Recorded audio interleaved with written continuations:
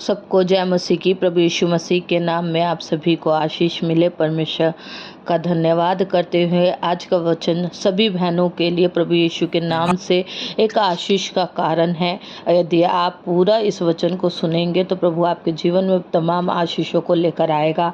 और वीडियो में इस्तेमाल होने वाली प्रत्येक इमेज, फोटो काल्पनिक है। आप ये केवल समझाने के लिए हैं। वचन सत्य है, उस पर भरोसा करें, उसे सुने और उस पर अमल करें। प्रभु यीशु के नाम में आमीन। उसने कहा पूरा हुआ, इट इज फिनिश्ड।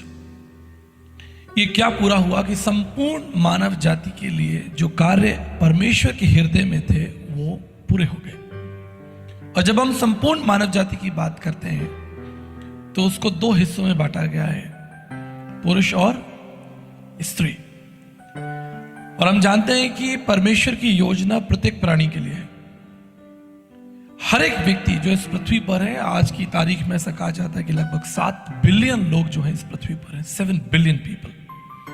और 7 बिलियन को अगर हम डिवाइड करें तो एक बहुत बड़ा हिस्सा, जो आधा हिस्सा है, वो महिलाओं के लिए है, बहनों के लिए, बेटियों के लिए, चाहे वो छोटी बच्ची हो या वो माताएं हो या जवान स्त्रियां हो या लड़कियां हो, मैरिड अनमैरिड हो।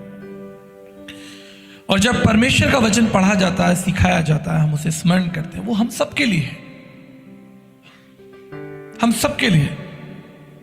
इसे आज मैं विशेष जो बहनें हैं यहाँ पर, जो बेटियां हैं, जवान छोटी बच्चियां भी हैं, उनसे भी मैं बात करना चाहूंगा कि परमेश्वर आपके लिए क्या सोचते हैं, परमेश्वर के पास आपके लिए क्या योजना है। जब परमेश्वर का वचन यिर्मयाह 29:11 में हमसे कहता है कि I have a plan for you, मेरे पास तुम्हारे लिए ये योजना है। क्या आपने कभी सोचा कि उस परमेश्वर के पास आपके लिए विशेष, आपके लिए क्या योजना है, और परमेश्वर आपके द्वारा क्या करना चाहते हैं, कर सकते हैं या कर सकते थे अगर आप उपस्थित होते और आपने आज्ञा को माना होता, अगर आप विश्वास योग्य होते, तो परमेश्वर आपके द्वारा क्या कर चुके होते, और अभी भी समय है कि परमेश्वर आपके द्वारा क्या काम करने में रुचि रखते हैं। 5 महत्वपूर्ण बातों को हम सीखेंगे और अध्ययन भी करेंगे।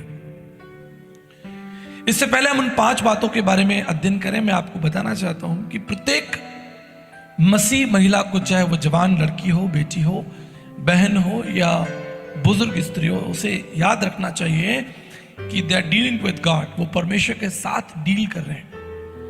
ये किसी संस्था या संगठन या समाज के साथ नहीं, आपका रिश्ता परमेश्वर के साथ है। परमेश्वर के पास आपके लिए योजना है, और उन योजनाओं को जानने और समझने के लिए आवश्यक है कि आप परमेश्वर के सिद्धांतों को समझें। अगर आप परमेश्वर की पूरी योजना को समझना चाहते हैं कि परमेश्वर के पास आपके लिए और आपके द्वारा पूरे विश्व के लिए परमेश्वर के पास क्या योजना है, इसके लिए बहुत जरूरी है कि आप परमेश्वर के सिद्धांतों को जानें, चाहे वो सिद्धांत का स्वरूप छोटा ही क्यों ना हो। कई बार परमेश्वर आपको बड़े काम देंगे, लेकिन कई बार परमेश्वर आपको छोटा भी काम दे सकते हैं। और अगर आप परमेश्वर के सिद्धांतों को जानेंगे, उसकी योजनाओं को जानेंगे, मैं आपको विश्वास दिलाता हूं परमेश्वर आपको चुन लेंगे, भीड़ में से निकालकर बड़े बड़े काम करेंगे। और मैं आज इसके लिए आपको कुछ सबूत भी दूंगा कि परमेश्वर ने इतिहास में किस तरह से महिलाओं को उठाया और उनको बड़ी बड़ी सेवा परमेश्वर ने पूरे विश्व के लिए दी। इससे जरूरी है कि प्रत्येक महिला, बेटी को, जवान स्त्री को यह जानना चाहिए। यद्यपि परमेश्वर का वचन तो सबके लिए है, लेकिन इसमें एक भूमिका होती है, महिलाओं की, बहनों की एक बड़ी भूमिका है, और उस भूमिका के द्वारा परमेश्वर कैसे काम करते हैं हम देखेंगे। आपको याद होगा, जो महत्वपूर्ण बात आपको समझनी है, द वेरी फर्स्ट थिंग, जो पहली बात आपको समझनी है, जो 5 बातें मैं आपको बताऊंगा, उसमें पहली बात आपको जो समझनी है, परमेश्वर का वचन उत्पत्ति 1:27 में हमें सिखाता है कि परमेश्वर ने अपनी समानता और स्वरूप में आदम को और हव्वा को रचा था। अपनी समानता में। हम एक ऐसे समाज में रहते हैं जो ऐसा दिखता है कि पुरुष प्रधान समाज है, पुरुषों की जो है वो महिमा है, लेकिन अगर वास्तविक रूप से देखा जाए, आत्मिक दृष्टिकोण से देखा जाए, परमेश्वर के दृष्टिकोण से देखा जाए, तो परमेश्वर ने स्त्री को भी अपनी समानता में बनाया है, और वही स्वरूप परमेश्वर ने दिया, और वही ज्ञान, दान, वरदान, गुण, स्वभाव जो पुरुष के अंदर थे, वही परमेश्वर ने एक स्त्री को भी दिया। बाइबल रेफर्स, परमेश्वर का वचन बताता है, पवित्र शास्त्र बाइबल बताती है कि उत्पत्ति 1:27 में कि परमेश्वर ने स्त्री को भी अपने स्वरूप में बनाया। इसलिए आपको अपना स्वरूप, अपनी संरचना और अपने बारे में सोचना पड़ेगा कि परमेश्वर ने आपको अपना स्वरूप, अपनी समानता क्यों दी है। इसका मतलब है परमेश्वर कुछ ना कुछ आपसे चाहते हैं। जिस तरह इस प्रार्थना भवन में कोई भी चीज ऐसी नहीं है जो बेकार हो, चाहे वो कुर्सी हो, ये स्टैंड हो, चाहे वो ये माइक सिस्टम हो, ढोलक हो, यहाँ पर कीबोर्ड है, बैग है, यहाँ पर ट्रे रखी हुई है, whatever you see in this room, सबकी अपनी एक योजना, एक भूमिका है। ठीक इसी तरह इस संसार में अगर आप स्त्री हैं, बहन और बेटी हैं, महिला हैं, तो आपके लिए परमेश्वर के पास योजना क्या है, इसके लिए आपको अपनी उत्पत्ति का कारण, उसका स्वभाव और स्वरूप समझना बहुत जरूरी है। आपको बनाया किसने है? जैसा मैंने अपने संदेश के आरंभ में कहा, you are dealing with God. आपका संबंध परमेश्वर के साथ डील कर रहे हैं। ये कोई समाज संगठन नहीं है, ये परमेश्वर जिसने संसार को बनाया। बाइबल कहती है कि उस परमेश्वर ने आपको अपनी समानता और स्वरूप, अपना ज्ञान, अपना विवेक दिया है। और ना केवल इतना, लेकिन अगर आप उत्पत्ति 1:28 पढ़ेंगे, जब परमेश्वर ने आशीष दी तो स्त्री और पुरुष दोनों को आशीष दी। कहा फलो फूलो, पृथ्वी पर भर जाओ और इसे अपने वश में कर लो। ये परमेश्वर आपको आज्ञा दे रहा है कि इस पृथ्वी में बहुत सारी चीजें हैं, बहुत से काम हैं, बहुत सी योजनाएं हैं जो आपको करनी है। और ये तभी आप कर पाएंगे जब आप परमेश्वर के सिद्धांतों को समझेंगे। परमेश्वर ने कहा कि इस पृथ्वी की और सारे जगत को क्या करो, अपने वश में करो। इस पर प्रभु ने आपको प्रभुता दी है, काम दिया है, जिम्मेदारी दी है।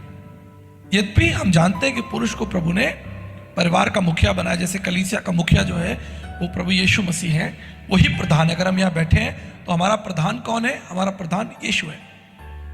इसको हम, इस सिद्धांत को हम बदल नहीं सकते। ठीक इसी तरह परिवार का जो मुखिया है वो पुरुष है, लेकिन इसका मतलब ये नहीं कि सारी जिम्मेदारी पुरुष की है। कहीं ना कहीं परमेश्वर ने स्त्रियों को, महिलाओं को, बेटियों को, बच्चियों को भी, जो छोटी बच्चियां हैं उनके द्वारा भी परमेश्वर ने कोई ना कोई कार्य, कोई ना कोई योजना रखी है। So what we are learning, हम क्या सीख रहे हैं? पहली बात जो हम सीख रहे हैं कि परमेश्वर ने स्त्रियों को, आपको भी अपनी समानता और अपना स्वरूप दिया और आपको भी अधिकार और आशीष दी है। Praise the Lord. परमेश्वर ने आपको, इसलिए यह जरूरी है एक महिला होने के नाते, परमेश्वर की बेटी होने के नाते, in the kingdom of God, जब आप कलीसिया का हिस्सा हैं, जब आप सर्वव्यापी परिवार का, जो कलीसिया, जो संसार का सबसे बड़ी परिवार मानी जाती है, उसका हिस्सा है, आपको अपने बारे में सोचना पड़ेगा। और सारी आशीषें जो बाइबल के अंदर लिखी हैं और सारे आदेश जो परमेश्वर ने लिखे हैं, चाहे वो सुसमाचार की बात हो, चाहे वो दान वरदानों से भरने की बात हो, चाहे परमेश्वर के कार्यों में हाथ बटाने की बात हो, ये सिर्फ पुरुषों के लिए नहीं है, ये महिलाओं के लिए भी लिखी हुई है। अगर आशीषें परमेश्वर ने आपको दी है तो परमेश्वर ने आपको जिम्मेदारी भी दी है। And this is what we learn. हम समझते हैं, यहां सीख रहे हैं कि परमेश्वर ने स्त्री को भी अपनी समानता, अपने स्वरूप में बनाया और स्त्री को भी परमेश्वर ने आशीष दी। हालेलुया। पहली बात। दूसरी महत्वपूर्ण बात जो आपको जाननी है कि as a woman, as a स्त्री, एज ए महिला, एज ए बेटी, आपको भी साल्वेशन की जरूरत है। जब हम उद्धार की बात करते हैं, इसे जरा पर्सनल लीजिए। आप जब यात्रा करते हैं तो आपके पास में भी टिकट होती है। यानी कि आप अपने पिताजी की टिकट पर या अपने पति की टिकट पर हवाई जहाज में सवार हो सकते हैं या ट्रेन में जा सकते हैं। You need your own ticket.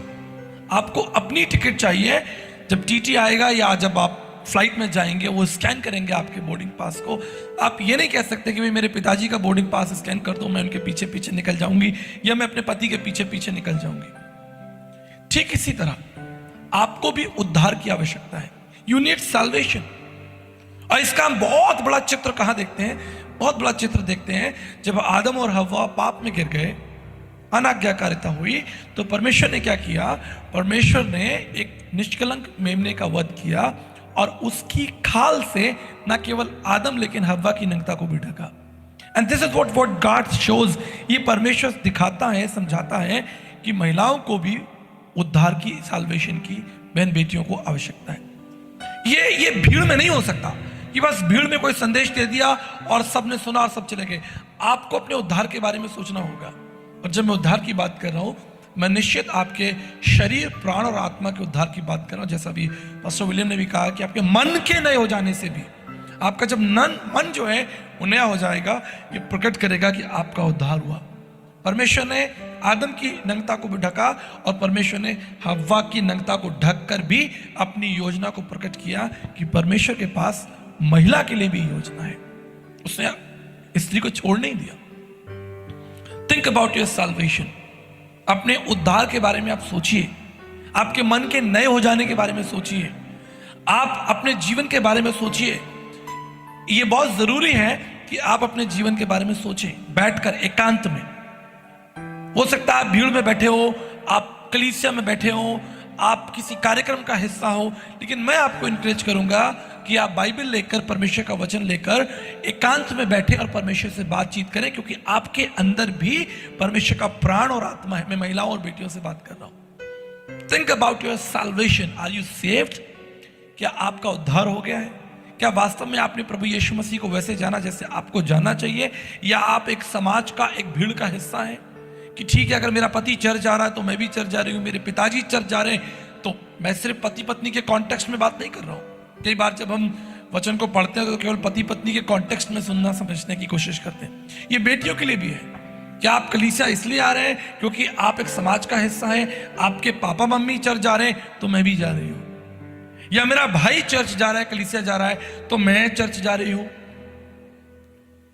मैं इंडिविजुअल बहनों से और बेटियों से बात कर रहा हूं, अपने उद्धार के बारे में, अपने मन के नए के बारे में, आपकी अपनी पर्सनल बाइबल के बारे में, आपकी पर्सनल बाइबल स्टडी के बारे में। आधा घंटा, 1 घंटा परमेश्वर के साथ बैठिए, अकेले समय निकालिए, क्योंकि आपके अंदर भी वही प्राण, वही आत्मा है जो आदम के अंदर है। और इसलिए जब टाइटैनिक डूबा तो सिर्फ पुरुष ही नहीं मरे, महिलाएं भी मरी। आप समझ रहे मैं क्या कह रहा हूं? हजारों लोग जब उसमें मर रहे थे, उसमें केवल पुरुष ही नहीं थे, उसमें महिलाएं भी थी जो मर गईं। ठीक इसी तरह सदोम और अमोरा को जब परमेश्वर ने दंड दिया, आपको याद होगा, जब परमेश्वर ने सदोम और अमोरा को दंड दिया तो केवल पुरुष ही नहीं मरे, महिलाएं भी मरी, बेटियां मरी, जवान बच्चे मरे होंगे, जवान बहन बेटियां भी मरी होंगी, क्योंकि ये परमेश्वर का न्याय था समस्त शहर के लिए, उस देश के लिए। इसलिए जब परमेश्वर न्याय करेगा वो ये नहीं देखेगा कि आप किसकी बेटियां हो, आप किसकी पत्नी हो, आप किसकी बहन हो। इस इंडिविजुअल, आपका व्यक्तिगत उद्धार, परमेश्वर के साथ व्यक्तिगत संबंध। आप अपने पास्टर की आड़ में परमेश्वर के न्याय से नहीं बच सकते, या अपने पति की आड़ में, या अपने भाई की आड़ में। आप समझ रहे हैं? आप कोई भी किसी की आड़ नहीं ले सकते। आप व्यक्तिगत हैं, आपका उद्धार व्यक्तिगत होगा, आपका संबंध व्यक्तिगत होगा। इसलिए मैं आपको इनकरेज करूंगा कि उस परमेश्वर के साथ अपना व्यक्तिगत संबंध बनाइए। जिस तरह परमेश्वर ने आदम की नग्नता को ढका और स्त्री की नग्नता को ढका, ठीक इसी तरह आदम का अगर परमेश्वर के साथ संबंध है तो स्त्री का, महिला का, बेटी का भी आपका संबंध परमेश्वर के साथ होना चाहिए। हालेलुया। आप समझ रहे मैं क्या बात कर रहा हूं? आपकी अपनी personal Bible, personal devotion time, personal worship time, personal spiritual diary, वचन को याद करना, बैठकर एकांत में अपने जीवन के बारे में मनन और चिंतन करना, सोचना कि मैं किस मार्ग पे जा रही हूं। खासतौर पे मैं जवान बच्चियां जब आप यहां वर्शिप कर रहे हैं, मैं आपको इनकरेज करना चाहता हूं, यहां पर खड़े होकर सिर्फ वर्शिप करने के लिए, एक अच्छा गीत गाने के लिए परमेश्वर ने आपको नहीं बुलाया। ये तो कोई भी गा सकता है। परमेश्वर ने आपको इसलिए बुलाया ताकि आप उसकी बुद्धि, उसकी समानता में, उसकी योजनाओं में आगे बढ़े।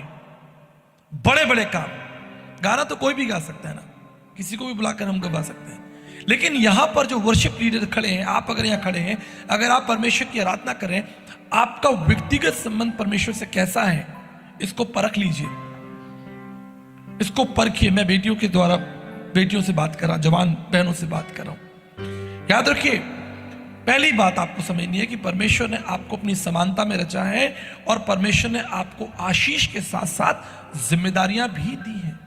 पहली बात। दूसरी बात, आपका निजी उद्धार व्यक्तिगत, आप किसी की आड़ नहीं ले सकते।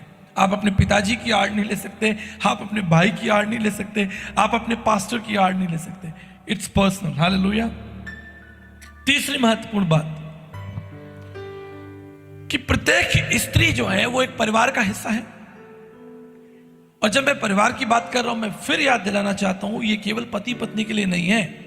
आप बहन भी हैं, आप बेटी भी हैं, आप माँ भी हैं, आप किसी की भाभी भी हैं, किसी की चाची भी हैं, किसी की बुआ भी हैं। कई रोल, जिस तरह एक पुरुष के कई रोल होते हैं, इस तरह आपके भी कई रोल हैं। एक व्यापक, एक बड़ा काम परमेश्वर ने, एक बड़ी जिम्मेदारी आपको दी है, एक बड़ी पोजीशन जो है परमेश्वर आपको परिवार में और परमेश्वर के राज्य में देना चाहता है, in the kingdom of God.